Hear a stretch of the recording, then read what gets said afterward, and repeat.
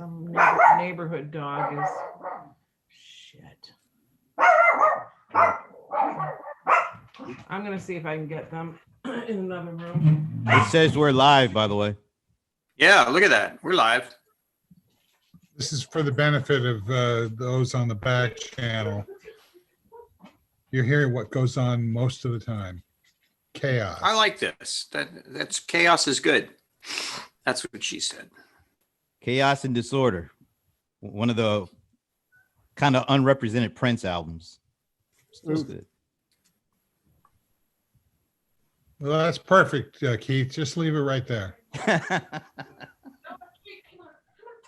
There you go. There you go. Beautiful. And Rather has just tweeted, I hear the train a-coming. It's rolling down the bend. And I ain't seen the sunshine since I don't know when. I don't know when. I wonder what that's. Is he implying that? Is he implying that Trump's going to Folsom Prison soon? It's likely so. Are we streaming? Can we? Yes, we are. Okay, Can we okay. start, please? Yeah. I don't know when. Is he implying that? Let's not watch the show on Facebook Live, please. Okay. All right. And we're gonna go in 3, 2, 1, and Hi, Steve Gilmore. This is the Gilmore Gang. It's Friday in the interminable 25-day to the election limbo that we live in. Welcome to in New Hampshire, no, Massachusetts somewhere, Dennis Pombriant. Yes, and happy birthday, John Lennon. 80. oh, wow. I have a John Lennon story, but we'll talk about that later. Oh, good. That was Frank Radis. Welcome, Frank. Hi, gang.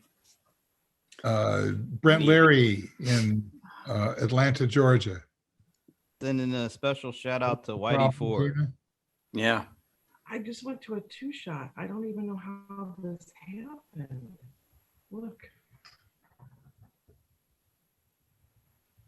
Whitey Ford and Mickey Mantle. The beer You know how to Drinkers get Hall to of Fame. anything that you know is going on? I It looks this like week- you're We lost Bob Gibson and Whitey Ford. It's amazing. Yeah. Who's Bob Gibson? Oh. He was a Wow. great pitcher. And, You wanna and start for a with pitcher, he was a pretty good hitter too. Is that Gonna start. P-I-C-T-U-R-E? A great picture. Of Bob But this Gibson? is what happened. He No, was a I don't bowler. know what's going He was a bowler, Keith. Oh, now Yeah, bowler. on. That's what people do. Wow. Look, But not American bowling, of course. Not Italian bowling either. speaker. You know what I mean? a bull. Bowls. He wasn't. He was a booler. Bula. Bula bula. Bula. No, that would be Yale, wouldn't it? I don't know. People are joining. See, people are joining. Okay, I think we're gonna have to leave this on gallery view. We've got a issue with switching. It's just. it's I'm weird. I seeing don't know what's singles. going- It's still in the automatic seeing switching by voice. Oh, that's kind of good. Yeah. Now we got the full view. Okay, I think we'll leave it on automatic. Let's do this what thing. you want. I'm ready Okay. to call a show. Okay, we're just gonna re-rack. We're gonna let Steve restart the show, okay? Sure. Wow. For our audience on Twitter, Facebook, and YouTube, re-racking is a title for we effed up and now we're going to fix it and start again. Is that what we're planning to do with this election? Here you go. Well, Re-rack. I think we should just drop Those are all drop technical stream terms, yeah. and stop. I don't think it has anything to do with the stream. Uh, So. Actually, Breaking news. it's a good What's time that? for the audience to Okay, we're understand. gonna start over in 3, 2, 1, and Steve, that's your cue. Yeah, I mean, I don't think we should be recording. So why don't you go ahead? No, We've no, no, got no, no, no, no, no. Michael Markman, we've got Keith Tier, we've got Frank Radis, and we've got Dennis Pombriant, and the guy with the fan is Brett Leary. Welcome. Yeah, at least one of us has a fan. It's his biggest fan. That's He's just- Never gets old, does it, guys? he's just a Oh, sad- I hate to tell you. It might. he's a It sad, might. a sad, lonely dude that needs to have his fan close to him. okay. Well, that was great.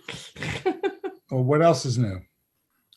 Doesn't Donald Trump need to have his fans close to him? Isn't that why he's not going to do the virtual town hall? That was a question I asked on Quora that probably got more replies with more varied types of answers than almost anything I've put on Quora in the last month. How many replies? That's it. There's no way to, I don't think I've noticed that there's an actual way to check numbers of replies, but it's just, I kept finding myself deleting replies on my inbox because it was just loading it up. And people had the absolute wackiest reasons as to why he didn't want to do it, from because there's a mute button to because he's still got the coronavirus to just all sorts of weird, wacky stuff. I mean, I find Quora to be a great place to get a sense of what Trump's people are thinking. I don't think Trump really wanted to cancel the debate. I think he just wanted to get some free advertising, and I think it blew up on him. I think the Biden campaign took advantage of his first statement and just ran with it, and then it left Trump with his hands open. But think he if didn't you wanna think do it. about, go ahead, Brent. I Sorry. I think he didn't want to do it because if it was virtual, he knew that he was going to be censored. He couldn't get away with the antics that he got away with in person. So he knew it was a lose-lose situation for him. Yeah, he even said that in one of his interviews. They could cut me off. Right.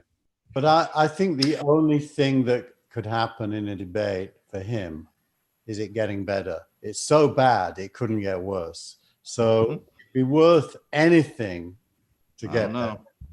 better. Have you been here the last 4 years, man? I mean, Yeah, I mean, we've been saying that for 4 years, and every time you think it can't get worse, we hit a new low. I was thinking about the fact that you talk about free advertising, though, Michael. If he, it's clear if he did the debate, he'd have a much larger audience than if he did a town hall on Fox. Oh, absolutely. But I think at this point, and probably for a long time, he recognized he has zero appeal to anyone outside his committed core base. And he has no ability to attract new voters. Well, He can only repel people who are wavering. Well, look at the numbers for the vice presidential debate. They were pretty astounding. I mean, they were, I think, what is it, like 50 million plus, making it, I think, the second highest rated vice presidential debate on television, which means that maybe it doesn't mean this, but it implies that the wider crowd got a chance to listen to a more sane version of Donald Trump's talking points coming out of the mouth of Pence and the fly, of course. Did you see the headline that said "pretty fly for a white guy"? I thought Pence was performed very well, actually, in terms of just his tone and his balance and his attempt to present the best Trump case in a kind of a intellectually honest way. I thought he was okay, and I thought she beat him. Intellectually honest. Honest? You have I didn't got- get that honest Yeah, part. I'm not going to go with that one. I think Yeah, that's me neither. called polishing a turd. Well, honestly, All of the right wing outlets say he won, but the general polling says he lost. Right. I mean, look, if you The listen to biggest- I him think and not, I'm sorry. no, I was going to say, don't listen to his words. If you just listen to the way he said the words he said, he sounded pretty good. But if you actually listen to the words that came out of his mouth, it was a calmer Donald Trump, and they were pretty unhinged. And I also felt, and this is what I'm hearing from the women that I've spoken to about it, that they were incensed with the way he came off. And I guess, Tina, what do you think from way over there in the peanut gallery? I think he feels creepy, and he feel if I'm in the same room with him, I want to run. Oh, he doesn't want to be in the same room with you. I mean, he's married, I mean, That's a good. he did not respond to any of the questions. He used each question as an opportunity to launch into a set speech that had nothing to do with what he was asked. So if you were listening to his words, you noticed that. And also, as Frank said, the fact that he kept popping in and interrupting the woman on stage has got to, regardless of what he said or the tone of his voice, has got to have rankled a large part of the audience. But that's Any woman who has sat in a business meeting with men has got to recognize that behavior. That's a 101 of media training, though. You don't answer the question, you say what you want to say. I got trained in that as a CEO. That's true. That is the basic thing. But usually you throw in one sentence to acknowledge the question before you pivot. He didn't even acknowledge the question. Yeah, true. Hence Actually, the I think politic the third idea. the moderator actually got blowback, and because it was like somebody timed out how much time that Pence got to speak versus Harris, and it was like way more. And they also took what's her name, Susan Page, the task, because she was kind of feeding into letting Pence be Pence and not letting Harris be Harris. I thought that, and I could be wrong, but I thought that the timing actually came out to being almost even, that each of them had like 36 minutes of content of speaking time, which I found interesting because it seemed to me like Pence interrupted a lot. But I actually had heard that they were very close. I could be wrong. They were. I heard that too. I read it in one of the papers, but I think the more salient metric is quality speaking time. And if somebody's speaking over you, I don't call that quality speaking time. Yeah, I was getting ready to say they must have been including in her time all the times that she was being interrupted by Pence. She did a pretty good job of doing pauses whilst looking at the camera whilst he was doing that. That made him look like maybe they were including her facial expressions as part of her time. Because she was doing some serious. There was somebody posted this thing about, and it's one of my friends. They had all these pictures of Black women throughout the decades having that same look. It was like George Jefferson's wife, and and they all had the same look that Kamala had when she was getting interrupted. It was pretty effective, that the way that they kind of what you could get from that picture. I was listening to it because for me it was, I think, 2:00 in the morning, and I didn't want to wake my wife up, and so I stuck the phone under my under the covers and just listened. Very different way to experience that debate, because since I just listened, I really paid attention to what Pence had to say. And honest to God, like I said earlier, it felt like word salad. It even though he avoided answering the questions, he said it in such a demanding way that, it's like, wow, he's saying exactly the same stuff that Trump would say, but saying it much more effectively. Mm. There was a study of the Kennedy-Nixon debate that, and you probably know more about this than me, where people who listened to the debate on the radio thought Nixon won. People who watched it on TV thought Kennedy won. Yeah. No, I True. had a friend who was in school in Switzerland during the debates, and he came back astonished that people thought Kennedy won, because all they had at that time was audio. They didn't have a video feed to Europe.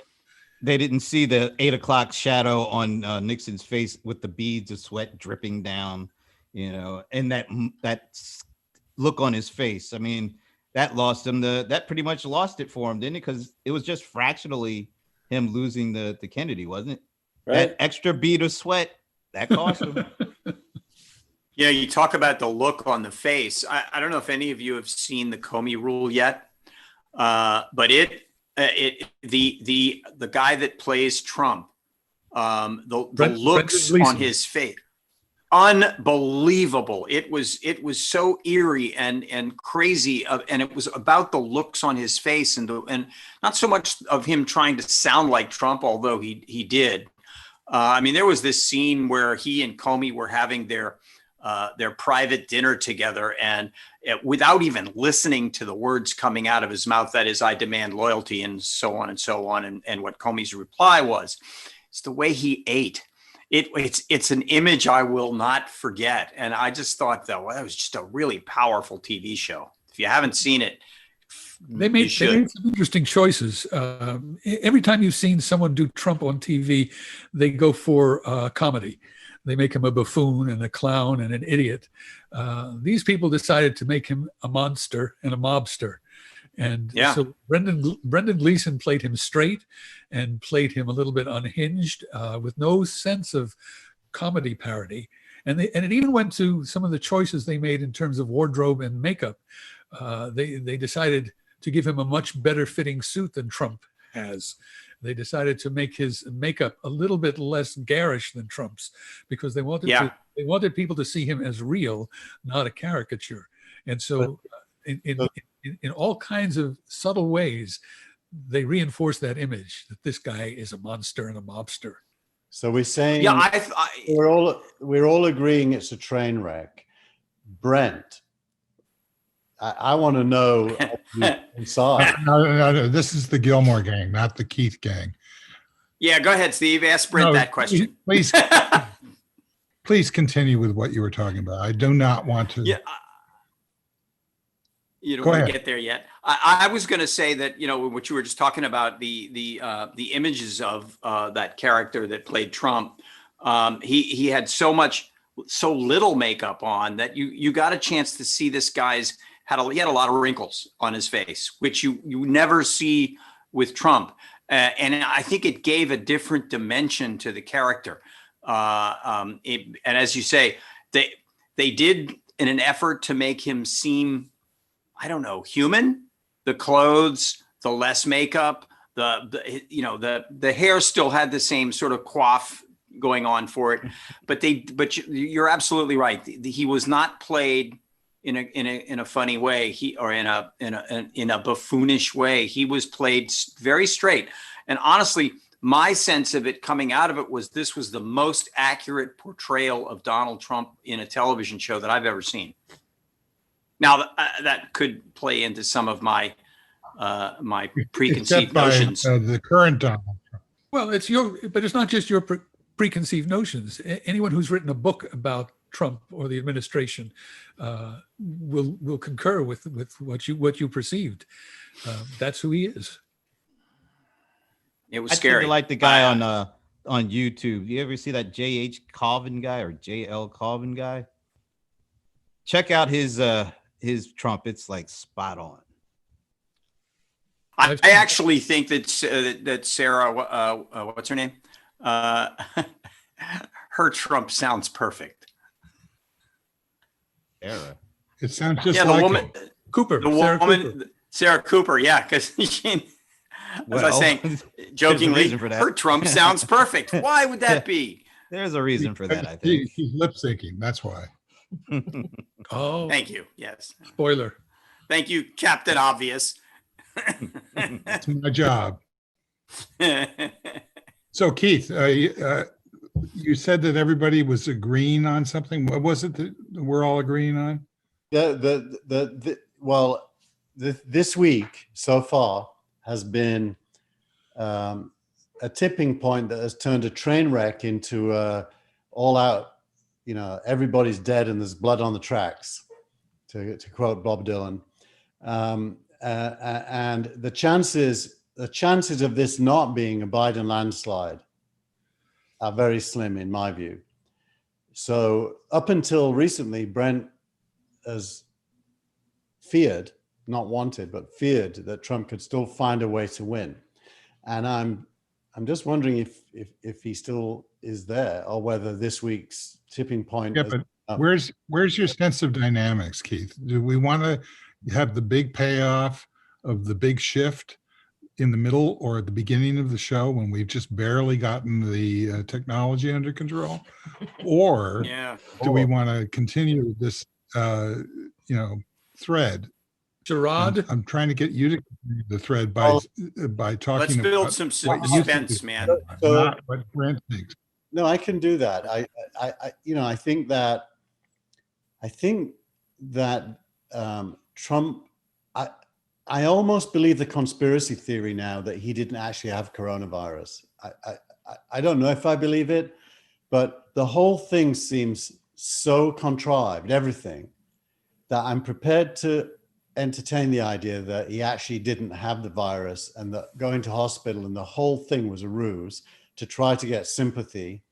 The fact that he was in hospital for only 2 days and he came out and claimed to be not contagious, the whole thing now smells very, very strange. And I've got to believe, unless you're a totally hardcore Trump supporter, which I think is closer to 25% than 33%, you're going to have been shaken by this week. Well, Keith, one of the things that we have muddying the waters for us is that we've never seen anybody take remdesivir, monoclonal antibody, and I don't know, whatever the third thing was, dexamethasone, all at once early in the course. In my view, the antibody alone could account for his speedy recovery. The dexamethasone could easily be letting the dogs out on his weird personality, and remdesivir is sort of icing on the cake. I think it's entirely possible that he got better really quickly because of those drugs. Those are. I don't know those drugs intimately, but I know that the way they work is exactly what you have to do to go after that virus. And just a lot of people haven't had that opportunity. So I think that's real. I think he's the only one in the world who has had that 3-dose cocktail. Right. And will probably be the only one in the world that will continue to get something like that. My question, though, Dennis, is as somebody who understands the sort of the methodology behind trying to treat a virus, I know people that had hepatitis C that had to go through a really long and arduous journey to get to the end of losing the virus. It wasn't a matter of and taking some very powerful, almost clinically the kinds of drugs that you might get if you were treating cancer. Right. Very strong stuff, and it never happened quickly. As a matter of fact, up until recently, when they just developed a hepatitis C drug that works in less than a few weeks, it took 5, 6, 7 months for that treatment to actually work. And viruses, as you know, are certainly much more difficult to treat. And that makes me wonder, he hasn't yet said that he's been negative.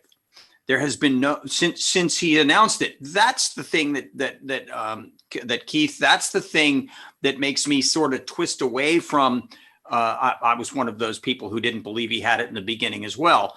Then I sort of did a twist and said, well, I think he probably does. And I mean, remember that shot of him, the Mussolini shot where he was standing on the balcony, he was having a hard time breathing. There were definitely symptoms. Even yesterday when he did the interview with Hannity, he had to stop at least twice to cough. So I'm my question is, I believe that he has it, had it, is still contagious, and any idea that he might go out and be in public until someone has said that he has tested negative is completely irresponsible. Totally agree. Totally agree. I don't know a lot about Hep C, but I can tell you that the methodology for going after a virus is to disrupt its either its protein making for its viral coat, or to disrupt its DNA, its genetic transcription when it gets into the cell, or to disrupt making the new copies of the genetic material that will go into the capsule when the cell bursts. It's quite possible that some of the early hepatitis drugs didn't get to each of those places, and may have not been as effective for another reason, which is that I don't know about the viral replication cycle. You can only attack a bacterium or a virus especially well when they're replicating. So, for example, in an analogous situation, tuberculosis is a tough microbe to deal with because it only replicates once a day. It's got a 24-hour replication cycle. So you can bombard it with drugs that interrupt its protein synthesis or its genetic transcription. But it's a much slower thing than, say, going after, say, a strep microbe that might replicate every 20 minutes to an hour. The other thing that got my mind sort of twisted up was the fact that one of the drugs, which was created from stem cells from fetuses, had to be created from fetuses that had been harvested before the Trump ban on stem cell research on fetuses was put into effect. And then later, after the is it dexamethasone, the steroid drugs started to scramble his brain, he basically said, anyone that needs this drug, kind of like what he said at the FDA, anyone that needs this can get it. Well, that can't happen because there aren't enough legal fetuses that have been harvested prior to his own ban out there. So that kind of maybe there's something else at work here, and that is that stem cell lines are immortal.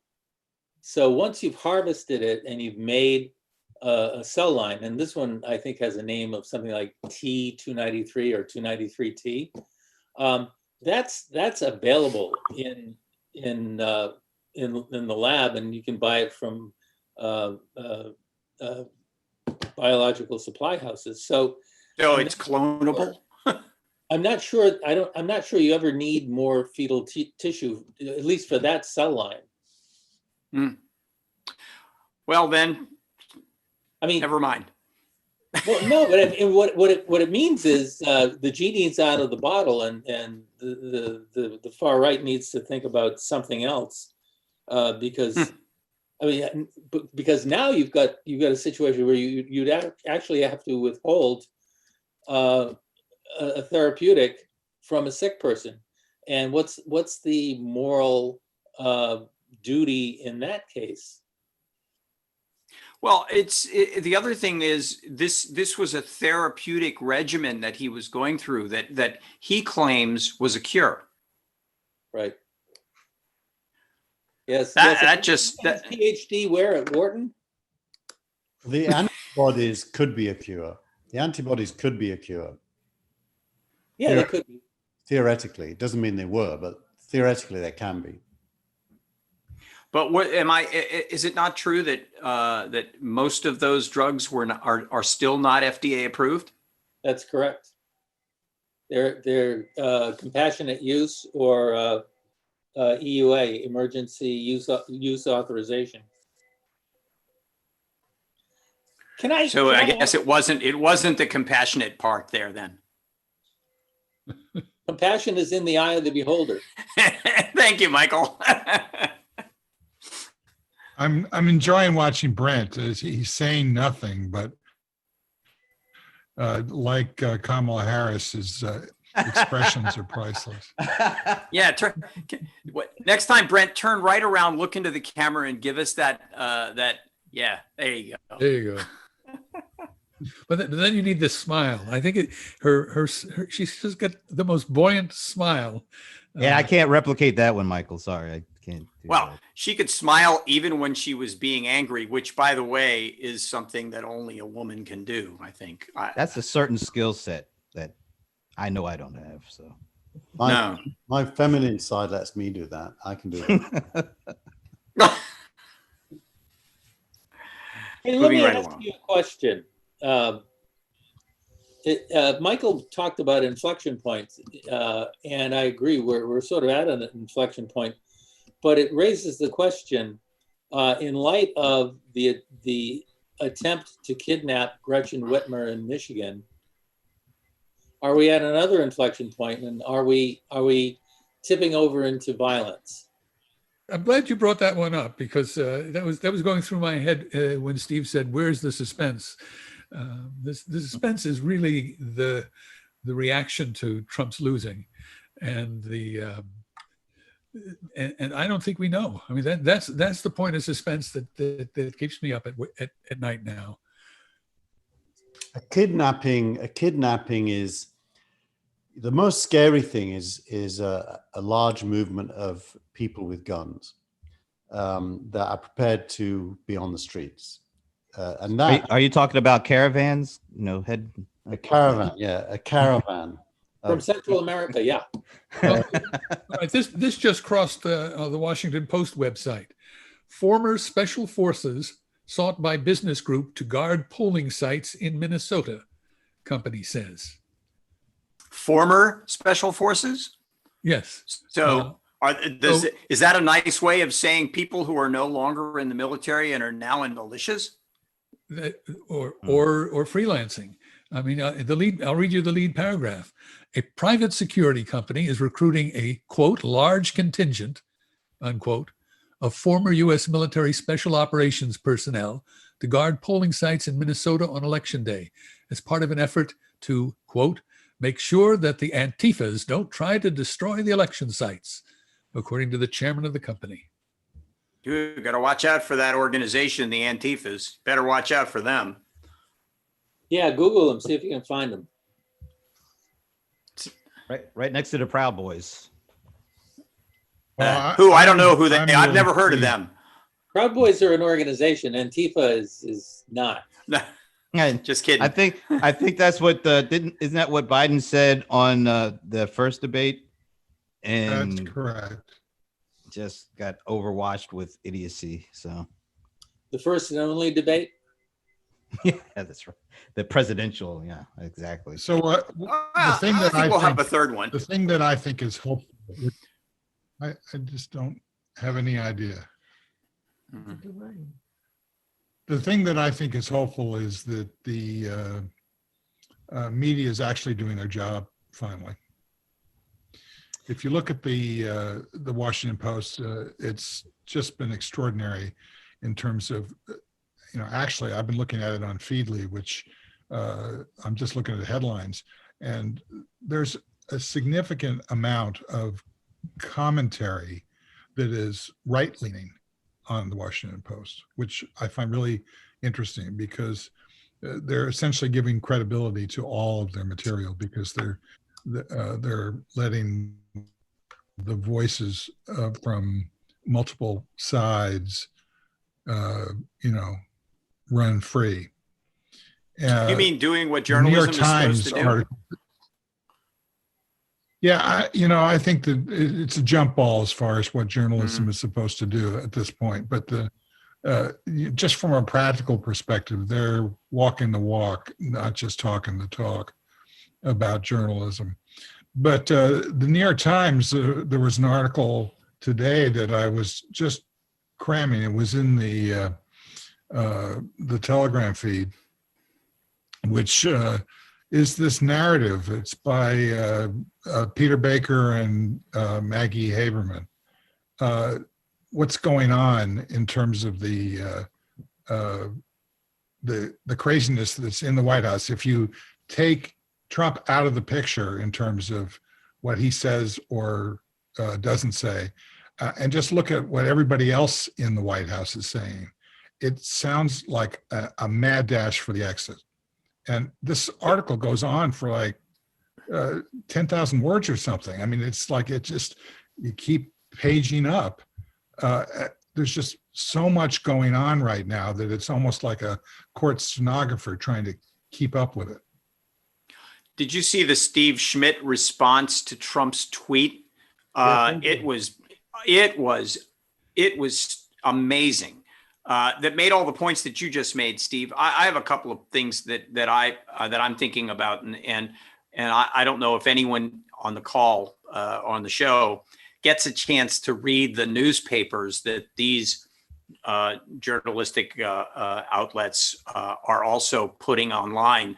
My sense is that you're not going to get that in the newspaper, but you will get it online. I don't know for sure. It just feels that way to me. And I find the other thing is, I mean, it has a lot to do with what the people in the administration are not doing. So imagine, for example, Trump getting to the point where he's now saying to William Barr, why haven't you arrested Hillary and Obama and Biden? Why haven't you arrested anybody? Go out and arrest somebody. Make these arrests before the election. And what you're getting basically is crickets. So it's got a lot to do, it seems to me, not just with what the other guys are saying, taking Trump out of the formula, but what they're not saying. I agree. On that line, you know, Barr has been threatening to release this Durham report that's going to show that Trump was spied on and that the whole Crossfire Hurricane investigation was improperly predicated. And he just announced he will not get that out before Election Day. So that's got to have stung. The other thing too that was kind of interesting was Moscow Mitch, isn't that what they call Moscow Mitch McConnell? Where they were asking him about I guess the White House's approach to coronavirus. He said, "Look, I haven't been to the White House since August because I just do not agree with the way that they're handling." When was the last time you heard Mitch go against, the Don? I mean, that was kind of interesting the way it was smooth too. It was very underhanded and sneakily, stealthily out there, but it was there. He wants to ensure a win. That's right. Yeah, I mean, there's nothing that Mitch McConnell is if it's not really super smart about his ability to garner votes. He and Nancy Pelosi are the two reigning experts at this. And, basically, I think we've talked about this, Dennis, you and I, point where McConnell feels that the Senate majority is in jeopardy. And that becomes much more important than propping up Trump. Important to him. So but propping up Trump is, because propping up Trump is going to take those Senate seats that are right on the edge. I don't think it's going to help them. And that's the reason that he would do that. I wonder though, what's going on in South Carolina, which I find to be a really interesting thing. I mean, there are a couple of states that were impossible for Democrats to win that are now in the bubble. They could flip. What were you saying, Steve? Were you going to go say Lindsey Graham can't lose? I mean, I agree with what Michael says, but I also, in the final analysis, I think that South Carolina will not flip, and neither will Texas, and probably neither will North Carolina. But if everybody else stays on the trend line, Biden's going to have something like 330 or 40 electoral votes. And as they said somewhere, on January 20th, somebody will walk into the Oval Office and pick Trump up and carry him out. I wouldn't want to be one of them. Oh, I don't know. No, there'll have to be an I'll bet, hazmat I'll bet suit, people but, are lining up you for know. that job. No, I was thinking it's going to need to be like one of those front loaders. Oh, yes. Well, it's not going to, yeah, it won't be Sorry, I'm just body joking. shaming. I kid. But I recall Yeah. Remember October of 2020 when we could still kid? Oh. You know, at this point in 2016. Sorry, Dennis, I interrupted, Dennis. I was just going to say I saw a bit Go ahead, Dan. I saw a bit of sarcasm not too long ago in which claimed that Jeff Bezos had volunteered to remove Trump and ship him anywhere in the country. With a drone.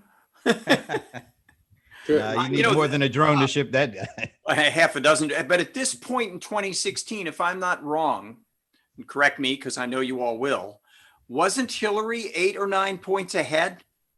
Yeah, This was before the Comey letter came out about the reinvestigation. She was pretty much ahead by 8 or 9 points She in was, the national numbers. But there are two things to keep in mind. One, Biden's lead has been consistent and solid throughout the entire campaign, where Hillary was up and down and up and down and up and down.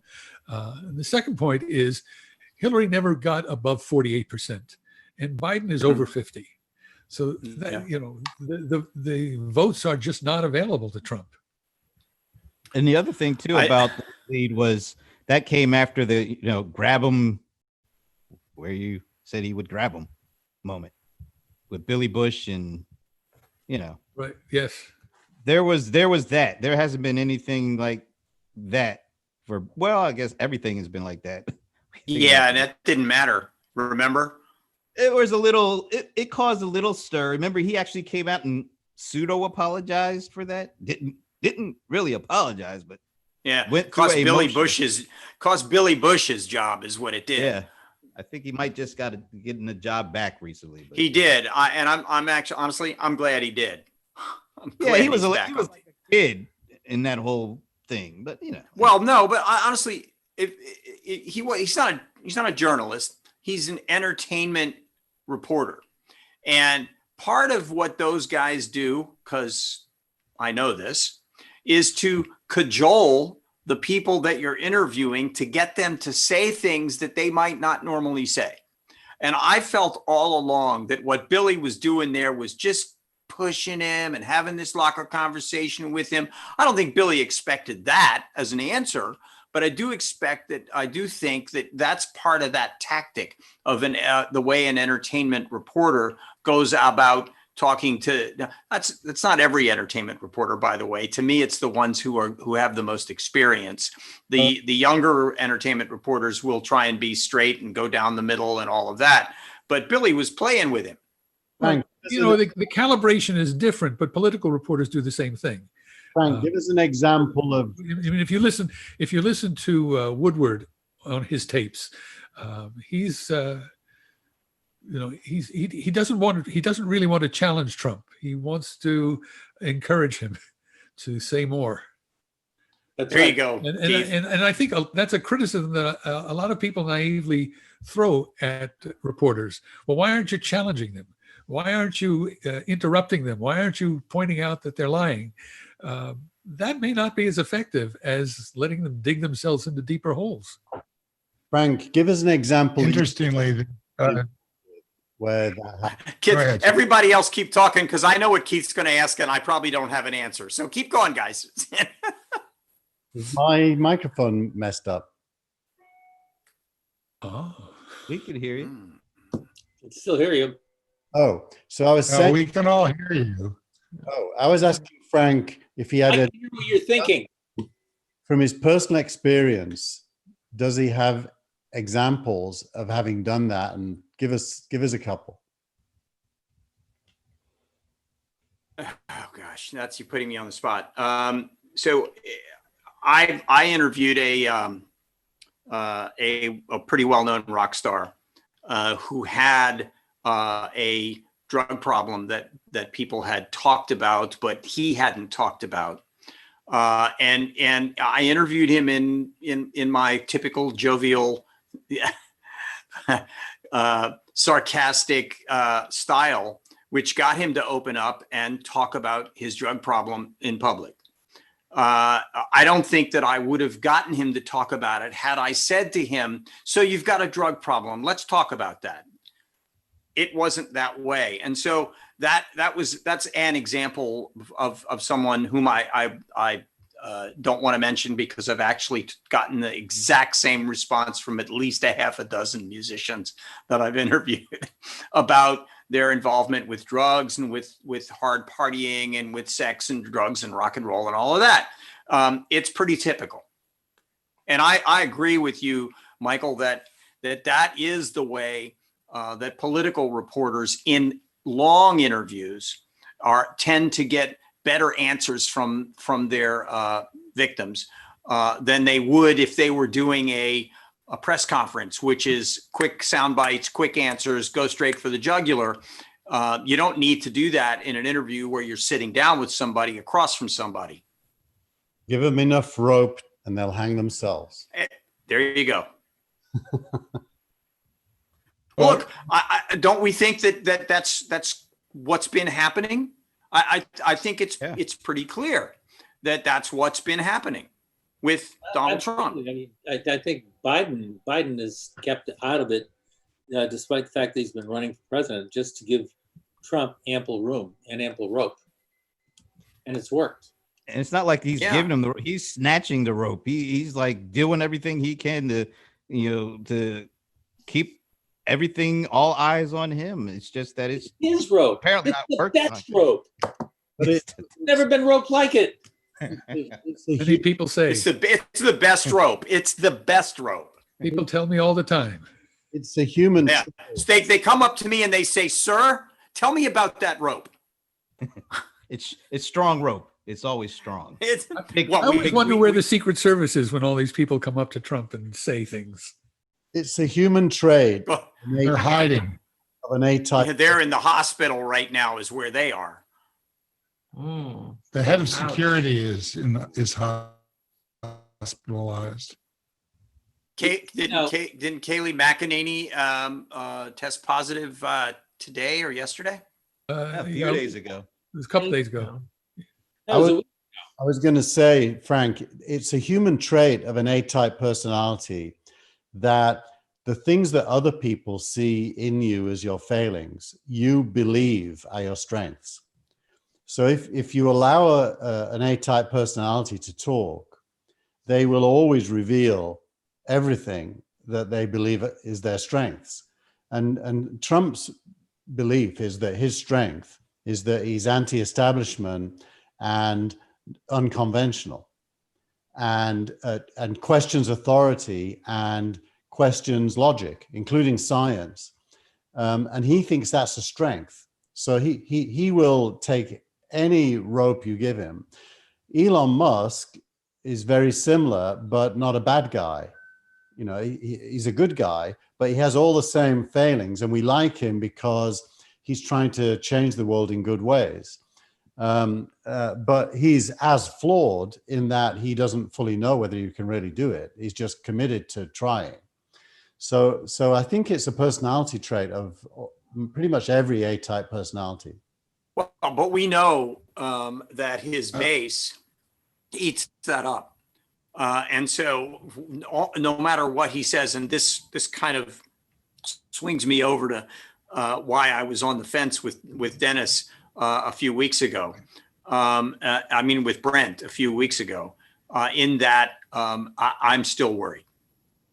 Not as worried as I was, but I'm still a little worried that because of this wonderful thing we call the Electoral College, that he could pull it out, and that's niggling me in the back. And I had a conversation today with a guy who works for BBC Five radio. He was doing it out of New York.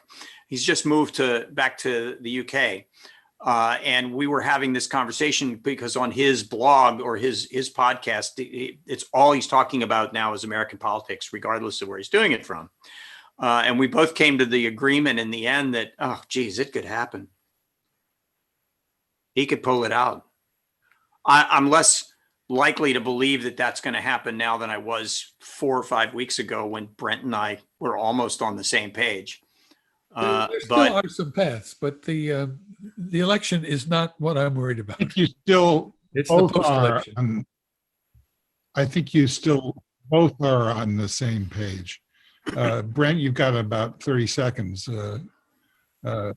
Any change in your perspective? A lot is going on, and it's been all bad. But I'm not there yet, folks. I'm still, there's still like Frank was saying, he could pull that straight flush again like he did last year, and somehow he could be outvoted by like 5 million votes, and he could still do it. I haven't changed yet. Sorry, I'm still Brent, holding out. when you talk to people in your circle, and you espouse this position, what is the response that you're getting from them other than from us? No, they get it because of what happened 4 years ago. Nobody ever thought this guy was going to win, right up to like the last day, and he won. So that's why I am still there. Well, actually, I'm not still there because I'm leaving now. So I will see you guys. I will see you guys next week. Thanks, Brent. See you Thanks, next time. Brent. Thank you. Hey, buddy. Chow mein. This all reminds me of something from the Civil War. It's really about how you prepare for adversity. There was a story about planning a battle. I don't remember which one it was, in Ulysses Grant's headquarters, and he had a kind of a defeated staff who kept saying, "Oh, Bobby Lee's going to do this or Bobby Lee's going to do that," and Grant had to come in and say, "Look, cut it out. Tell me what we're going to do, because we can only control what we can do.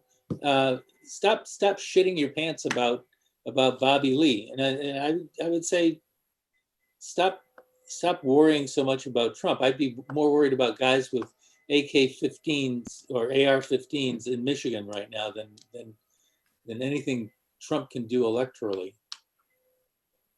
I don't want to. Video clip I don't want to with an elected sheriff opining that those militia folks had an absolute legal right to arrest the governor. So, is this a Michigan sheriff? Yes. Did you see the? I don't want to be, although I could be guilty of profiling. Did anybody see the photograph of those guys? I saw a picture today where they had the lineups of their mugshots. And I have to tell you, personally, I was scared of the picture. Really? Yeah, it's online somewhere. You can find it, but it is. I feel like I don't want to say this, but boy, I looked at that picture and I went, yeah, I get it. I see it. You should go look for it right now, Dennis, and then share it. there is a look. They all have the same look. They all have the same facial hair, the same expressions. Of course, most people have the same expression in their mugshot. Well, you know what? I don't know. I smiled. I'm looking at it right now. I will share it with you. It strikes me that everybody tries to look tough in their mugshots. Here. I smiled. I was like, yeah, I just sent it to you. I'm looking at these guys and I'm wondering what they looked like after the camera did its work. I guarantee you they look the same. I think this is the one this is the one good reason why Trump is so noisy, is that he takes the focus away from these people. What we're doing right now is supporting those people just by Talking about it. talking about it, and it's a reasonable thing to do, to be horrified and frightened by this, but at least there are so many signals coming from Trump that he obliterates most of the specific danger. Oh, that's his MO, isn't it? I But mean, many of his signals are signals to those people, encouraging them. So he's not actually distracting from them. minimizing. I'm not minimizing it. I'm just saying that the amount of press. I mean, yesterday, the amount of press coverage of the Michigan situation was about 50%. The other 50% was basically the meltdown in the White House. So I thought that was a good balance in terms of the way the media was covering the story. But the net effect is that there's 24 days until the election. Yep. Every day Trump fails to advance is a good day for the rest of us. And there's a lot of people who've already voted. and look, the fact that he refuses to do this second debate is a good thing for Biden. I agree. Okay, so I'm suffering from a probably 5-second delay here, which is why I haven't been able to control Keith's. You notice that when we were talking about manipulating the audience or the interviewee, Keith got this big broad smile on his face. You can go back. That was good. Yeah, no, it was excellent. You're speaking to the chief manipulator there. But in any case, I'd like to try, given the limitations of this, we'll fix it. Wi-Fi, goodbye. We'll fix it for the next show. But I'd like to try and tease out just a little bit of an emotional sounding board from you guys as we wind this up. Where are we? Not about the horse race, just about our ability to be able to put our happy shoes on and tap dance. I'm not in a good place because I feel good that Biden's going to win, and I feel good that he chose Kamala Harris, and I feel good that the next 4 years will be a lot more or a lot less crazy. I was really, really put out of joint this week when the House Democrats produced a report on antitrust. And it made me realize that the regime we're going into is going to have a lot of problems as well. So my enthusiasm for it was definitely diminished by that. The understanding of technology and progress as the roots of social equality and social justice and equal opportunity is non-existent in my view. So that relationship between technology, progress, and social justice, I'm a strong believer in that trinity, and they don't seem to be. So what do they believe in? I agree with you there. And that goes into my overall sense of anger. I'm angry about what's going on. I'm angry about where Trump is with his talking about this cure. I'm angry about him invoking God. But I'm equally as angered by what happened with the Democrats in tech. I thought, that's a story that we could do an entire show on if there wasn't such a heated political conversation to be had every day. That whole issue of these great companies and the antitrust issue it just angered me. And so I'm going into this 24 days from now, feeling as though it's probably going to be a Biden win, but I'm angered on both sides of the coin. And that's where I am.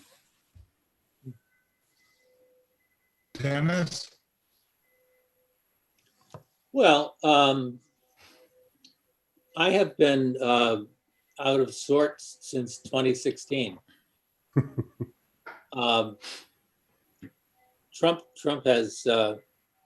Maybe I have this happy demeanor. I'm optimistic about Biden, but really, Trump has been a very difficult pill to swallow.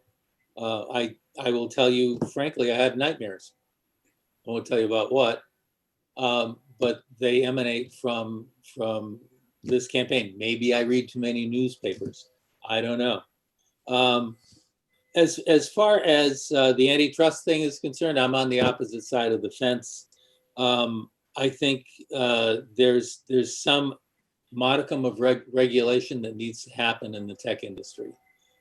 Just flat out needs to happen. Just as we needed to regulate the railroads, we needed to regulate electrical generation. I've been researching and writing about this for a long time.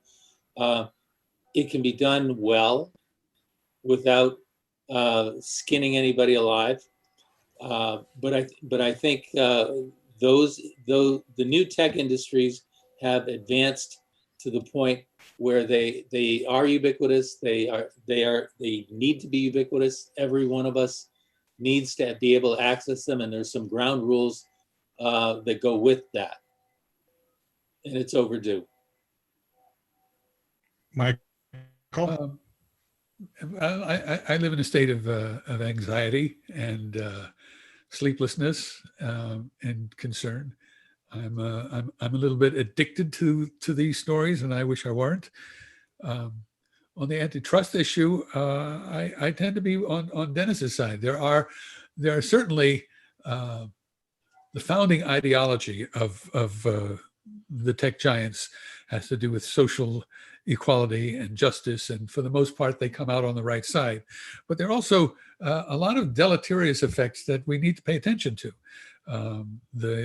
All of the what is it called? The sharing economy, the gig economy that's enabled by software is really exploitative. The ability of bad actors to use so-called neutral social platforms to recruit and propagate bad actions is something we need to pay some attention to. We're in a new world that doesn't quite have the same laws that the pre-tech and pre-networked world had, and we have to face them. Well said. Yeah. So I come down more on the side of Dennis and Michael, only because I think that the antitrust experiments with Microsoft previously kind of proved that that the political energy is largely toothless. Microsoft successfully defended themselves against the worst of the split up kind of psychology, and I think that that will also happen here. I think that what the Democrats are doing right now is they're basically putting their best case forward as their initial talking point. And I think that, they see this as a negotiation, and I think they're probably right. I think Dennis's points about the need for regulation, I've always recoiled from that simply because I love the impact of these social networks and the real-time notification-based environment that we are now firmly in. But I recognize that he's right and we're right to have to figure out how to be able to reduce the negative aspects of it. So and we're obviously living in one of the. Go ahead. Sorry. Well, I was going to say, so the Democrats then, based on what you're saying, is that they're going to offer up an opportunity for there to be a giant explosion and then negotiate it down to a tweak.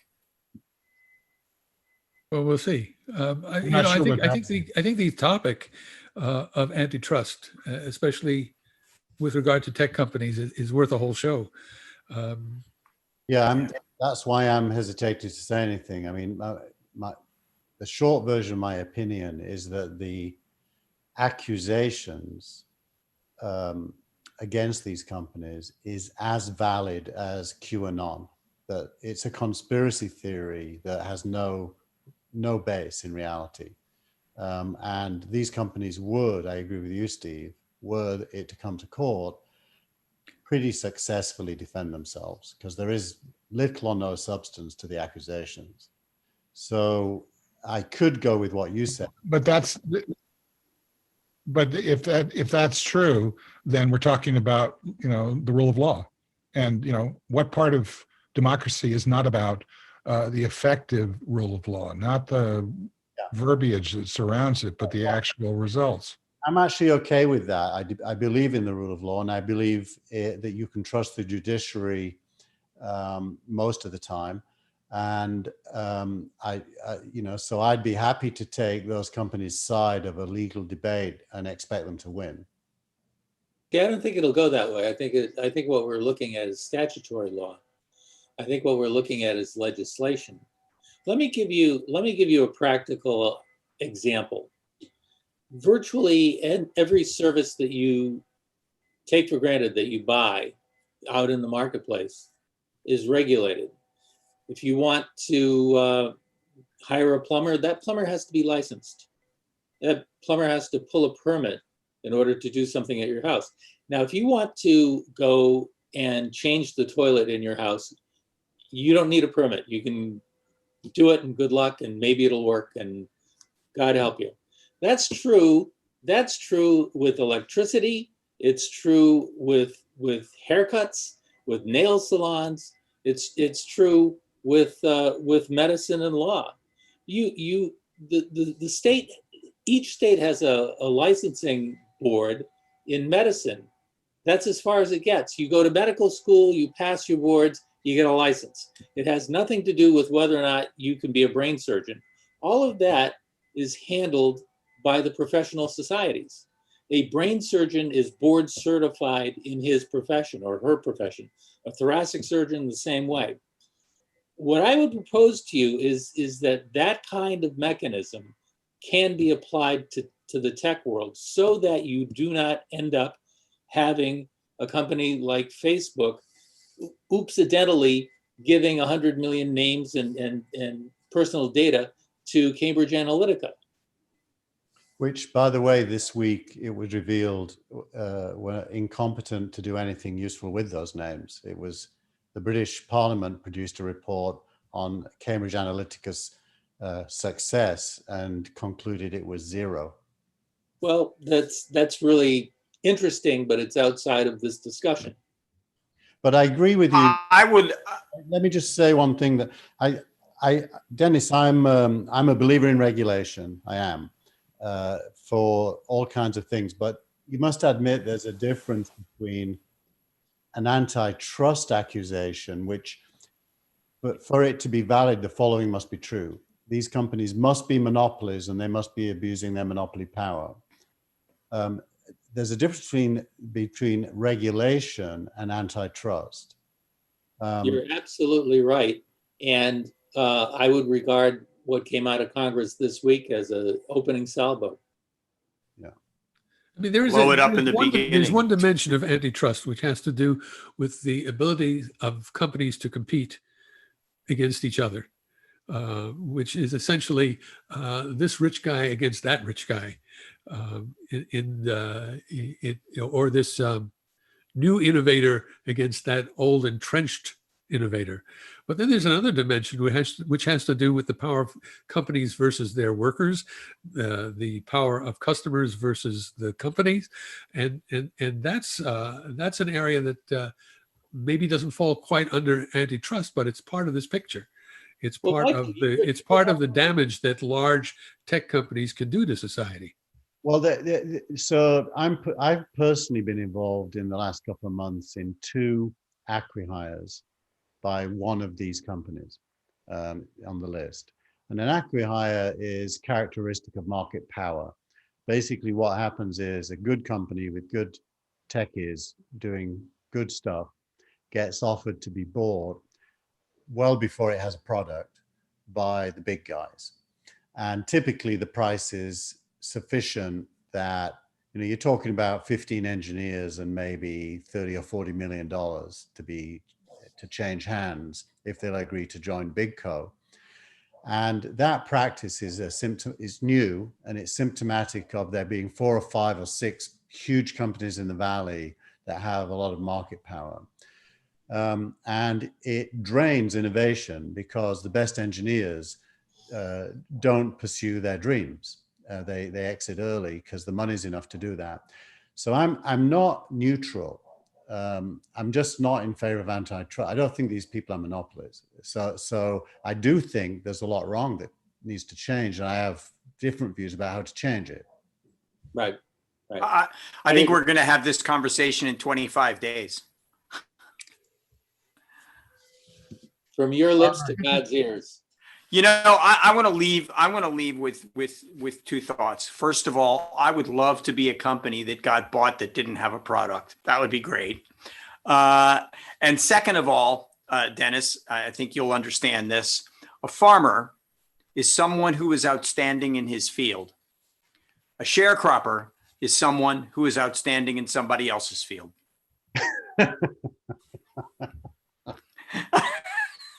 Wait a minute. Michael's just looking. What does that mean? I have no idea what it means, but it's funny. I got the second one. That was fun. The first one, I still don't know what it meant. So my expression holds over from the first comment. What was the? No, it's something Keith said. It's something that Keith said. I was just following up on that. Yeah, but I didn't understand it when he said it. When he said it? Oh, I understood it completely. I have a friend of mine who I did too. I have a friend of mine who sold their company that he didn't have a product for, and he made a whole bunch of money and walked away and bought a boat. I'm still going, well, what the hell was your product? He goes, it was a great idea. It kind of felt like Donald Trump's great idea for healthcare.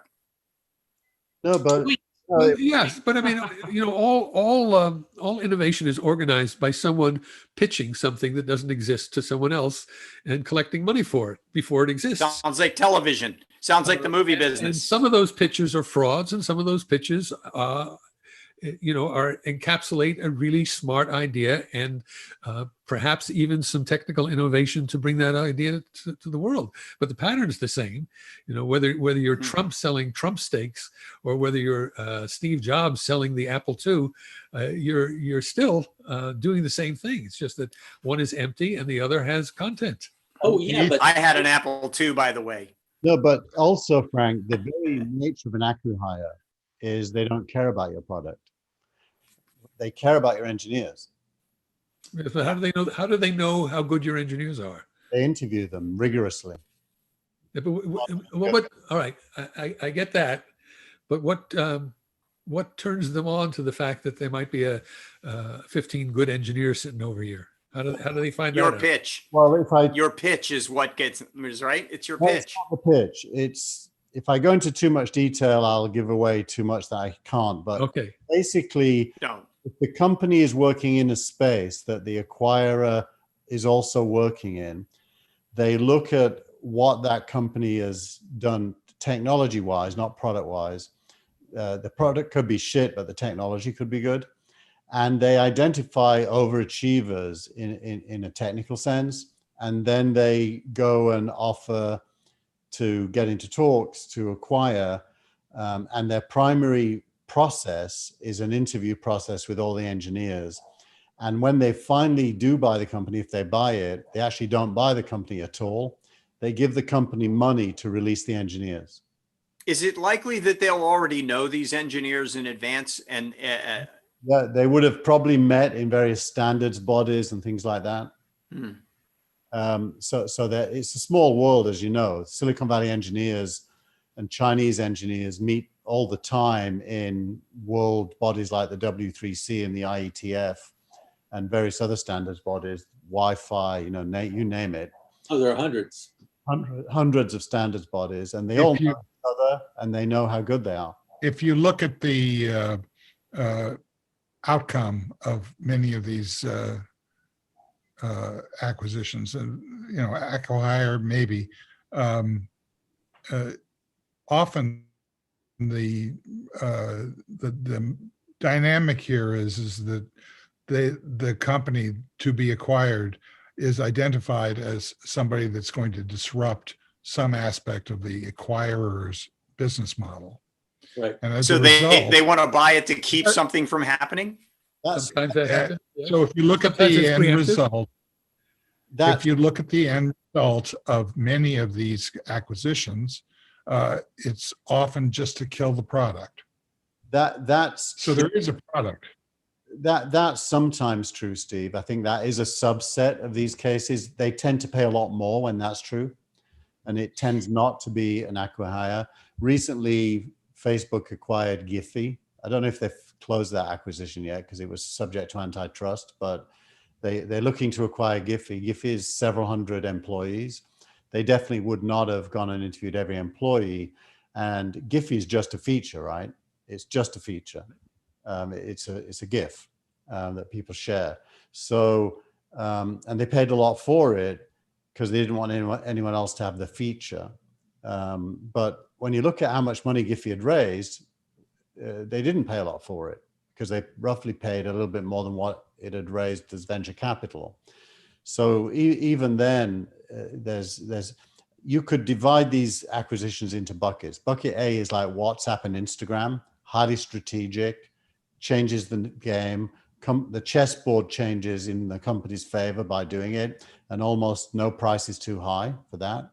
And then there's the ones you mentioned where it's threatening or disruptive. It shocks me, by the way, that Facebook didn't bid for TikTok. The only reason they wouldn't have done is antitrust fears. They should have bid for it. If I was at Facebook in corp dev, I would have insisted to make a bid because it absolutely is core to their future that TikTok is not out there or is owned by them. Didn't they try to duplicate TikTok? It felt to me like that the timing of that was, hey, this is going to go down the tubes. Let's have something ready in case it does. Too late, too little, too late. The only way to be in the TikTok game is if you're on TikTok now. Yeah. Have you seen how many people, raise your hand, are on TikTok? As a viewer, I haven't posted. Yeah, I'm not surprised Dennis isn't. No, But Dennis, I got to you're not tell on you, Facebook. no, but there's a thing on TikTok, Dennis, that you would absolutely love. It's called the cats and kittens of TikTok. I'm telling you, man, it's hilarious. That's all I got this. Well, thanks. Yeah. Maybe when I retire. Well, here's to not retiring.